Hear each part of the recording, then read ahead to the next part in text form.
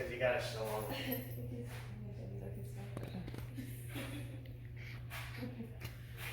Ready? Make sure you take a video of, like, I'm trying to get into as much as I can with this. Can you see the whole TV? Alright, great.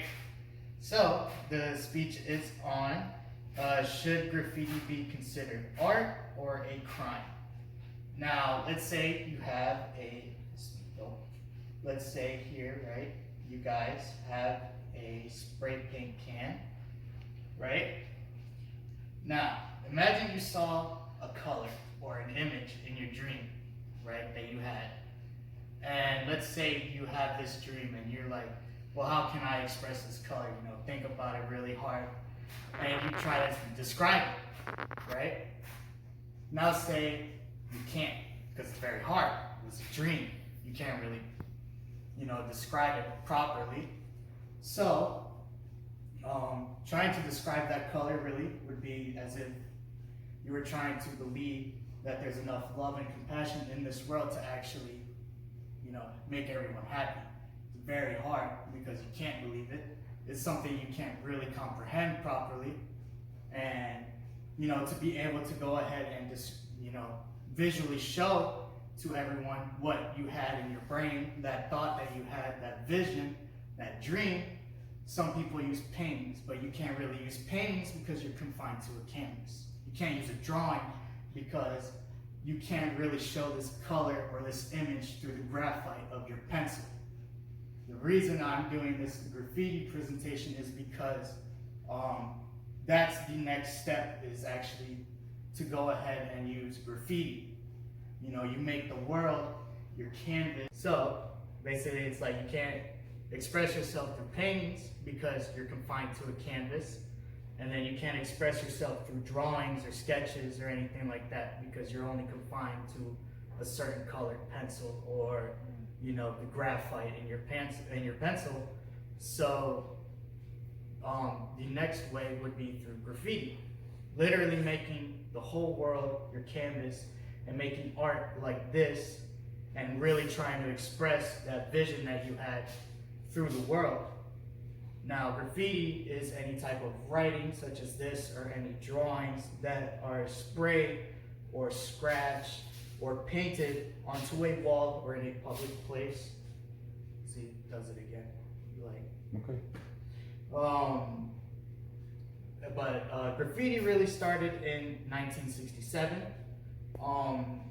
Basically what had happened in 1967, there was this high school kid, they nicknamed him Cornbread, and he was tagging walls to get a girl's attention to try and show his affection and everything like that.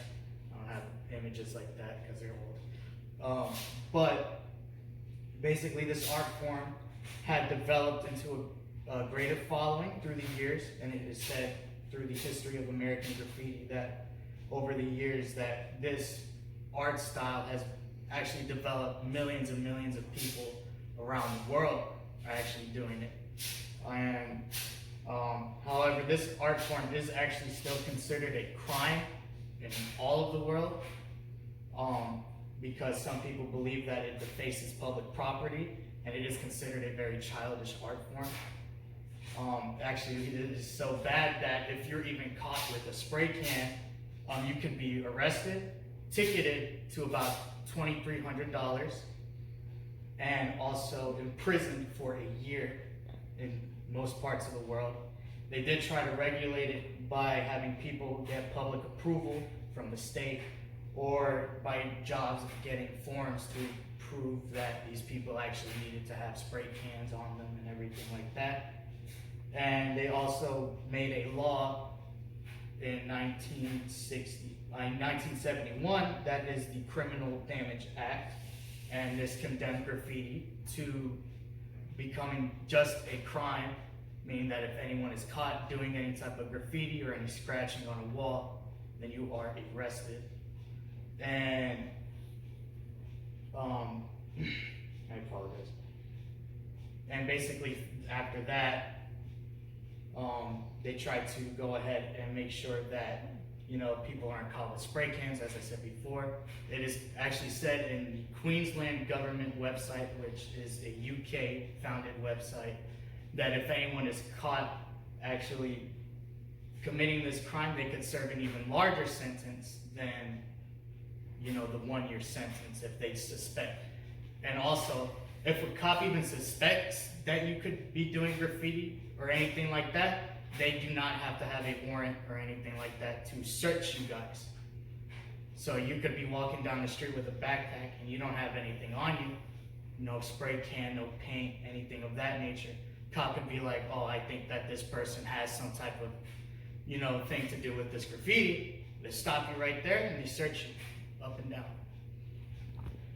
Now, I do feel that this art form is very back and forth in terms of the way some people view it, because nowadays, a lot of people try to graffiti walls, make art instead of put a word or a nasty image on a wall, try to make something look beautiful. And I believe that it should be categorized more of as an art than an actual crime, such as let's say a poster, a painting, a drawing, a picture, or a sculpture in some way. I feel it should be categorized in that form because it's a way of expressing yourself. People use this to get anger out, like people do through paintings, like some people do through their drawings, through music, through dance, things like that are ways that people can express themselves. And we go ahead and we put people in jail for this minor thing, it's just putting paint on a wall. And instead, of people that cause massacres are able to walk away free. People that kill people on the streets are able to just walk away with that being called a minor offense. And a well-known artist and graffiti artist by the world is a man named Banksy. He wrote this book called Wall and Peace. And in the book, he said that the following people cause crimes, not by following the rules, but by the people that do follow these rules. And the people that follow these rules are the ones who conduct orders that drop bombs on people and destroy villages and cause large massacres of innocent and well-abiding bystanders.